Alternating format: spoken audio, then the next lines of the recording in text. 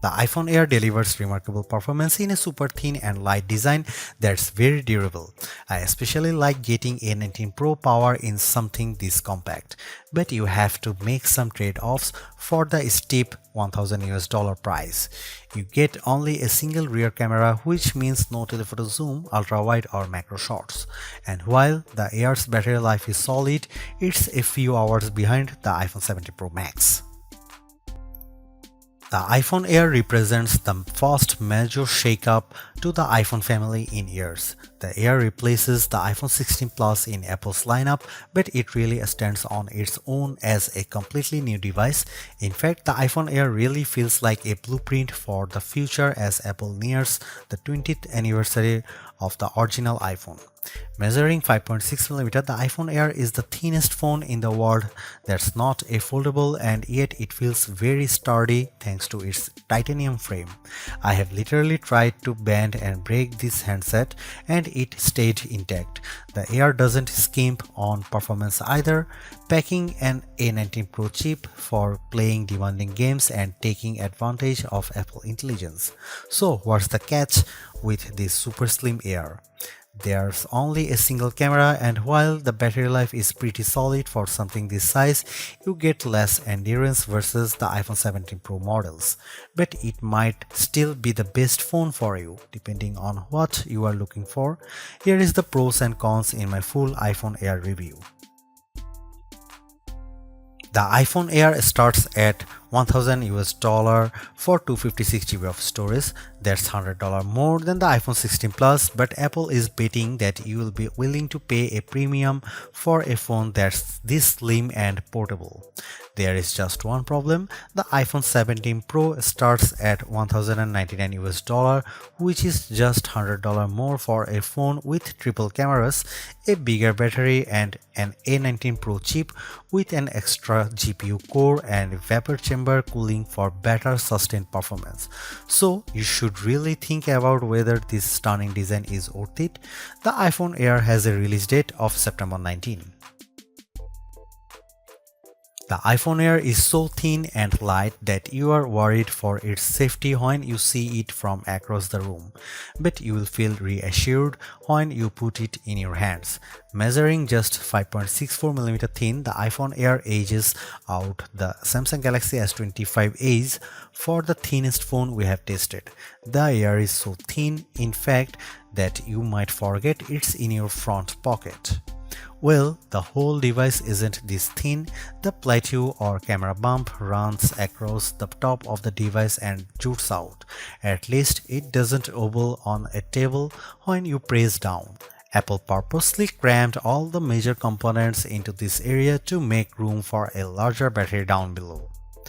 The iPhone Air comes in sky blue, cloud white, light gold, and black. Frankly, the black color makes the design look cheap and not as thin. I preferred the sky blue model I tested, which does a better job of showing off the Air's thin profile. Some have complained that the titanium frame is too shiny, but I don't agree. If you are worried about the durability for a phone this thin, I think you can rest easy. I saw a demo that simulated a band with 130 pounds of force, and the iPhone Air shrugged it off. To further fortify the iPhone Air, Apple equipped the phone with a Ceramic Shield 2 display with 3x the scratch resistance of the previous technology and the Ceramic Shield back that's 4x more crack resistant than glass. It is worth noting that the iPhone Air has a single speaker integrated into the earpieces compared to dual speakers for the iPhone 17 and 17 Pro series. During my testing, the Air's speakers got plenty loud when listening to Apple Music, but it did sound tiny at max volume. Some have shared in our YouTube interview with Apple on the iPhone Air that they wish that this phone came in a mini size. I say there is no need, you get the best of both worlds with this device, a large 6.5-inch display in a very pocket-friendly size. And it's a pretty damn good ProMotion screen, 2 with a rated maximum outdoor brightness of 3000 nits, a 1 to 120 Hz refresh rate, and anti-reflection tech built in.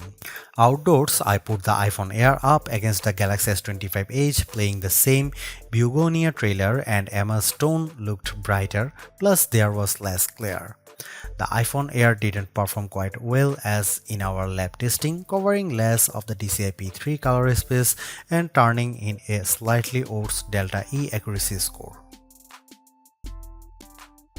The iPhone Air features a single 48 megapixel fusion camera with 2x optical quality zoom. No telephoto, no ultra-wide, but it is a pretty strong performer based on my testing. Just don't expect much more from the 10x digital zoom. The iPhone Air does bring some cool new camera features to the table that are also available on the iPhone 17, 17 Pro and 17 Pro Max. This includes an 18 megapixel center stage front camera that leverages a square sensor to let you shoot landscape selfies without having to flip the phone in your hand. Here are some camera samples of the new iPhone Air.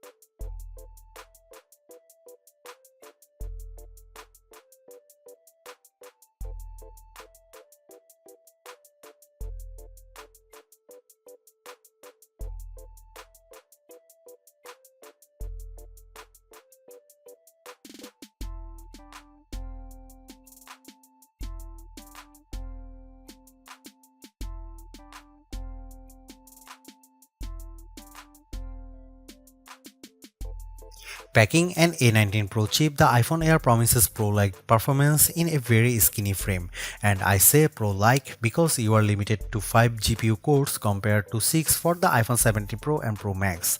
I enjoyed smooth performance when playing Destiny Rising, double jumping and using my grenade launcher on multiple enemies while enjoying crisp graphics.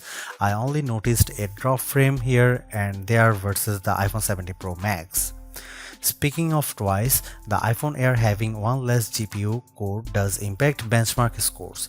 It reached 29.5 FPS in the demanding 3D Mark Solar Bay Unlimited graphics test compared to 46.6 FPS for the iPhone 17 Pro Max.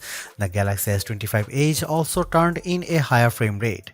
On Geekbench, which measures overall performance, the iPhone Air beats the Galaxy S25 Edge and it finished our video transcoding test 20 seconds faster.